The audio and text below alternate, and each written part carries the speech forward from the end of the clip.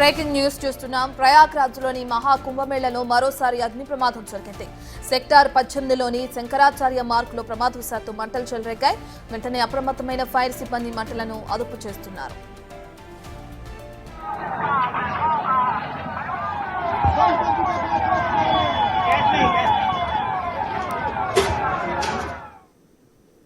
పూర్తి డీటెయిల్స్ అందించడానికి మా ప్రతినిధి ఢిల్లీ నుంచి శివ అందుబాటులో ఉన్నారు. రైట్ శివ, ఇప్పటికే చూసుకుంటే గతంలో కూడా అగ్ని ప్రమాదం జరిగింది.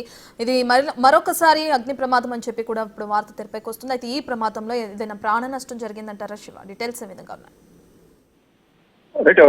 మరోసారి ప్రయాగరాజ్ లో మహాకుంభమేళలో అగ్ని ప్రమాదం చూస్తుంది. శంకరాచార్య మార్గ్ లోని సెక్టర్ 18 లో ఈ ప్రమాదం జరిగినట్లుగా కూడా అధికారులు తెలియజేస్తున్నారు. అంటే ఇప్పటికే సంఘటన స్థలానికి చేరుకుని మంటలను అదుపులోకి తీసుకొచ్చినట్లుగా అగ్నిమాపక సిబ్బంది తెలియజేశారు. అయితే మొత్తం ఇప్పటికీ ఇది 4వ ఉన్న ప్రమాదంగా కూడా అధికారులు చెప్తున్నారు. గతంలో కూడా తొలుత 19వ తేదీన మహాకుంభమేళలో భారీ అగ్ని ప్రమాదం సంభవించింది. తర్వాత ఎల్పీజీ సిలిండర్ పేలడంతో సెక్టర్ 19 లో మంటలు చెలరేగినట్లు కూడా చెప్తున్నారు. ఈ ప్రమాదంలో 18 గుడారాలు టెంట్లు ఏవైతున్నాయో అవన్నీ కూడా అగ్నికి ఆహుతయ్యాయి. ప్రమాదంలో ఎలాంటి ప్రాణ నష్టం జరగలేదనేది గతంలో కూడా తెలియజేశారు.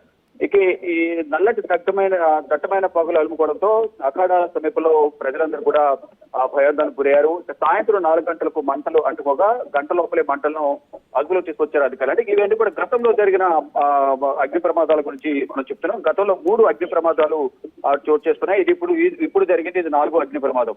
అయితే గతంలో 25వ తేదీని కూడా అగ్ని ప్రమాదం జరిగింది గత నెలలో.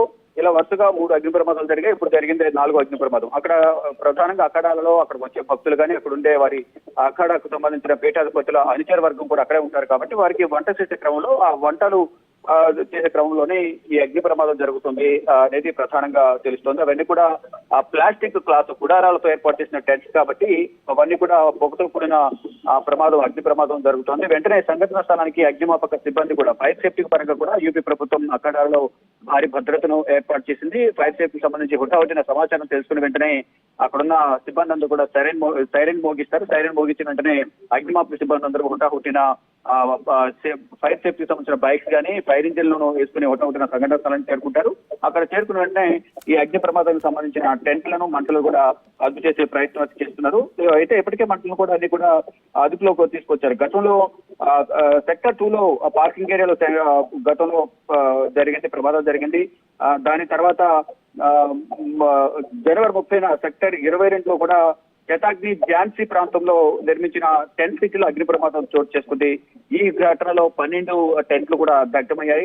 ఇక ఈ గతంలో జరిగిన 3 ప్రమాదాల్లో కూడా ఎటువంటి ప్రాణ నష్టం జరగలేదు. ఈ రోజు జరిగిన ప్రమాదాల్లో కూడా ఎటువంటి ప్రాణ నష్టం జరగలేదు. ఒకటి షార్ట్ సర్క్యూట్, మరొకటి గ్యాస్ సిలిండర్ లీక్ అవడం, మరొక అక్కడ వంటకు సంబంధించిన వంట సామాగ్రి వంట చేసే క్రమంలో ఆ మంటలు ఈ గుడారాలకు అంటుకోవడం వల్ల టెంట్ అంతా కూడా దగ్ధమైనట్టుగా కూడా అక్కడ భద్రతా సిబ్బంది చెప్తున్నారు.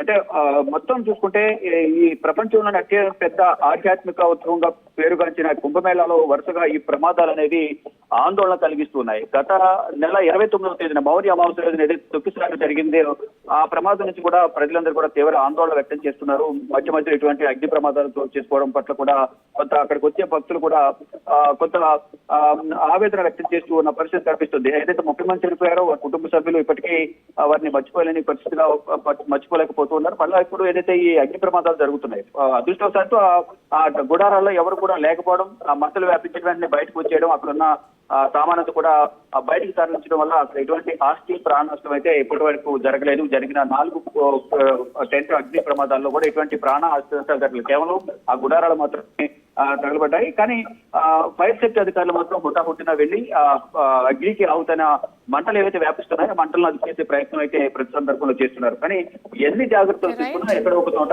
చిన్న తప్పిదం వల్ల ఈ ప్రమాదాలు చోటు చేసుకుంటున్నాయంటూ అధికారులు చెప్తూ ఉన్నారు. Right, thank you Shiva.